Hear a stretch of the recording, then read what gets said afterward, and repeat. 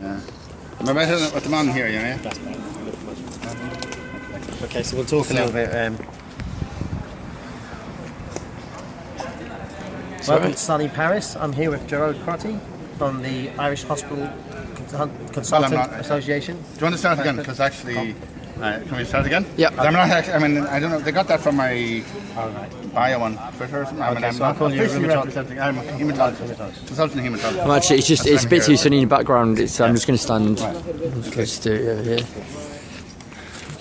So I'm consultant hematologist. Welcome to sunny Paris. Here at Doctors 2.0, I'm joined by Gerard Crotty.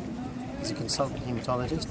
He's going to be answering some questions about us on mHealth for the forthcoming value-added service event at EyeforPharma. So Gerard, welcome to Paris. How are you today? It's great. Lovely weather. Pity that we're stuck inside in a lecture theatre, but it's an interesting meeting. Okay, we're trying to gauge these mHealth feelings across different sectors, payers, providers, people who device industry and stuff. What we're looking at is how mHealth solutions can provide payers and physicians a better understanding of the patient experience. What's your sort of feelings on that? Well, I think that's an area that's evolving, and the whole area of social media is really quite new and expanding and changing quite rapidly. It's very interesting this yesterday to hear about the quality of patient reports of adverse drug events, for instance, and that they're as high quality as those of physicians. And of course, the patients have a much more vested interest in the actual event than the physician may have. So I think there's huge scope for the pharma, for doctors, for payers or commissioners of healthcare to learn about the patient experience with that type of methodology. But I think how it's actually going to work in practice and what platforms will be used is very fluid at the moment. So on the front lines in the Irish healthcare system, about on average, how many pharma reps will you see? How many what? Pharma reps, representatives from pharma companies? Some weeks none, but typically might see one or two in a week. Nice.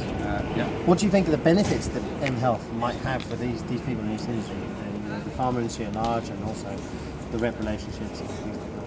Well, some of it could mean different things. The person-to-person contact still is important, and actually going to conferences and meeting colleagues and the interactions at the coffee break is as important. Maybe you can get a lot of the factual information digitally, and certainly in say meeting with reps, some of them do use remote services, through their iPads or whatever, to present information and the like.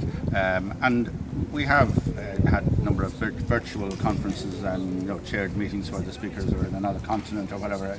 But I think you have to blend it. There's still an important role for the face-to-face contact. Anything you're seeing on tips on engaging payers and clinicians in mobile health services? Is there anything you're seeing there that's particularly a winning formula or anything like that?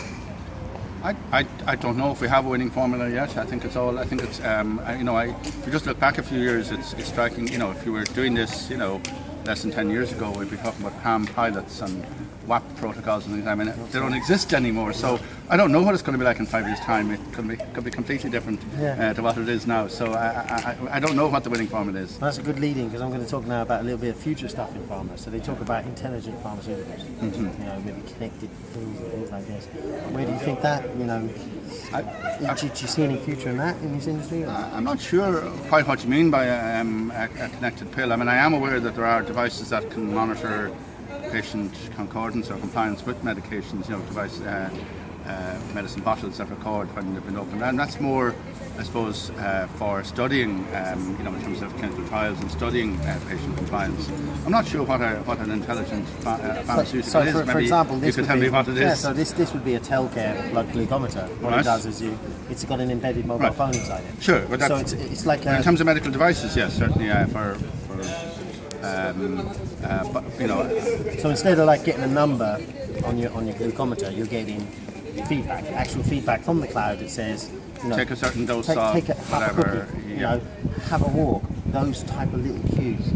Do you see that becoming a pharma industry, or someone else going to create that?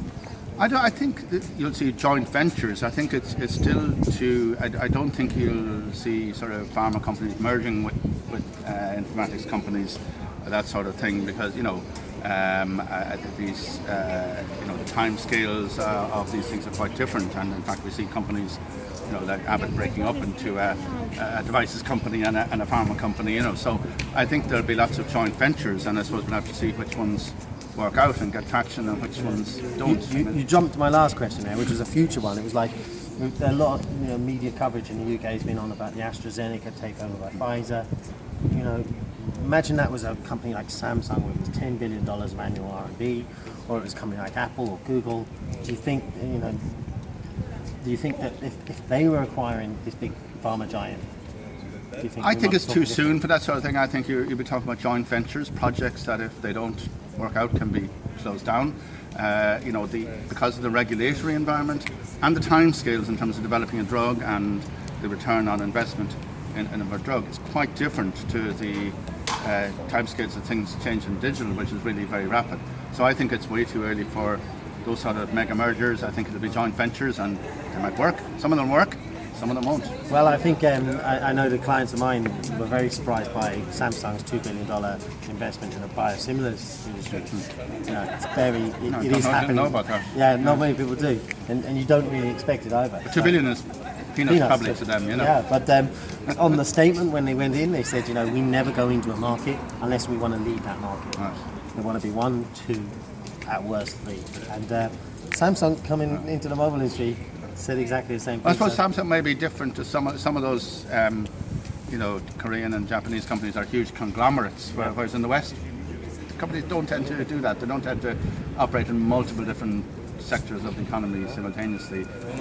So I don't know what the future shape of all that will be. Yeah, so one of the things that is sort of challenging people is, are we going to see this disease-specific focus and everyone developing in these silos, or is this going to be a cross?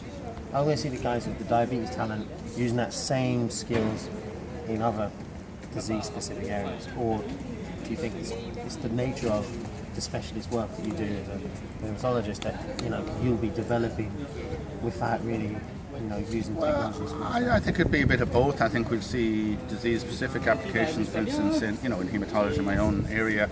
But I think they'll have to link into an electronic health record of some sort. So I think there'll be there'll have to be methods of pooling the data. For the patient. I mean, patients don't have just one disease.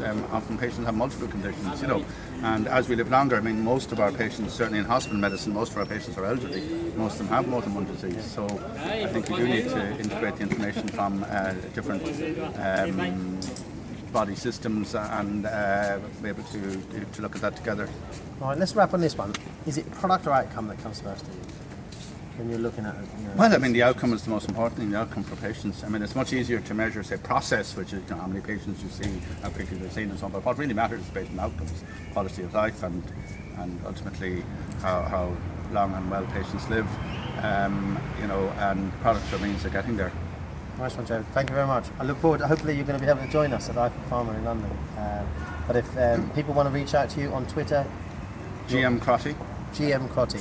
GMCROTTY. Thanks very much. Okay. Have a great Doctors 2.0. I know. Nice one, Joe. That's perfect.